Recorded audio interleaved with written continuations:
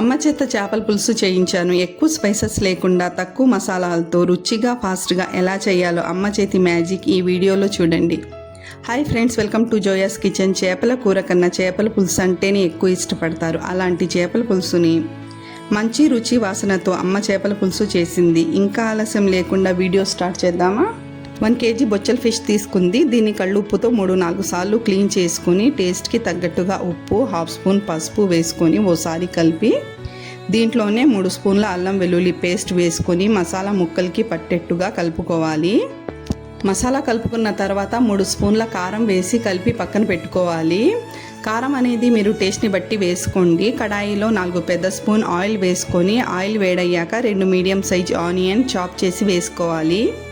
దీంతోనే 4 చీలికగా కట్ చేసుకున్న పచ్చిమిర్చి వేసుకొని 2 నిమిషాలు ఫ్రై చేసుకొని 1 స్పూన్ అల్లం వెల్లుల్లి పేస్ట్ వేసుకొని 1 నిమిషం ఫ్రై చేసుకోవాలి.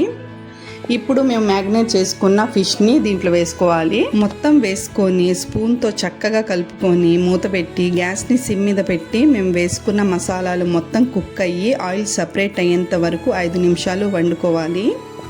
హై ఫ్లేమ్ మీద మీడియం ఫ్లేమ్ మీద పెడితే కూర మాడిపోతుంది. అందుకని సిమ్ మీదే పెట్టి కుక్ చేసుకోవాలి ఆయిల్ సపరేట్ అయ్యేంత వరకు.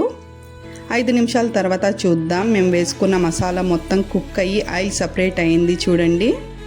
ఇప్పుడు దీంట్లో చింతపండు పులుసు వేసుకోవాలి. దీని మీద మూత పెట్టుకొని మధ్య మధ్యలో కలుపుతూ చింతపండు పులుసు చిక్కపడేంత వరకు వండుకోవాలి. 5 నిమిషాలు మీడియం ఫ్లేమ్ మీదే. హై ఫ్లేమ్ మీద పెడితే మాడిపోతుంది. అందుకని మీడియం ఫ్లేమ్ మీదే కుక్ చేసుకోండి.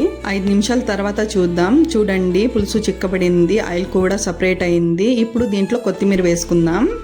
ఫిష్ కర్రీలో కొత్తిమీర వేసుకుంటేనే టేస్ట్ బాగుంటుంది. కొంచెం ఎక్కువగానే వేసుకోండి, కొత్తిమీర టేస్ట్ బాగుంటుంది. గ్యాస్ ఆఫ్ చేసుకుందాం. చేపల పులుసు రెడీ అయిపోయింది. చూడండి ఎంత మంచి కలర్ వచ్చిందో. టేస్ట్ కూడా అంతే సూపర్గా ఉంది. ఇలాగే తినేయవచ్చు. దీన్ని రైస్తో తింటే సూపర్గా ఉంటుంది, చాలా టేస్టీగా ఉంటుంది. మీరు ట్రై చేయండి, మీకు పర్ఫెక్ట్ చేపల పులుసు వచ్చింది. చూశారు కదా మా అమ్మ చేసిన చేపల పులుసు రెసిపీ. ఎక్కువ స్పైసెస్ వేయకుండా విలేజ్ స్టైల్లో చేసింది.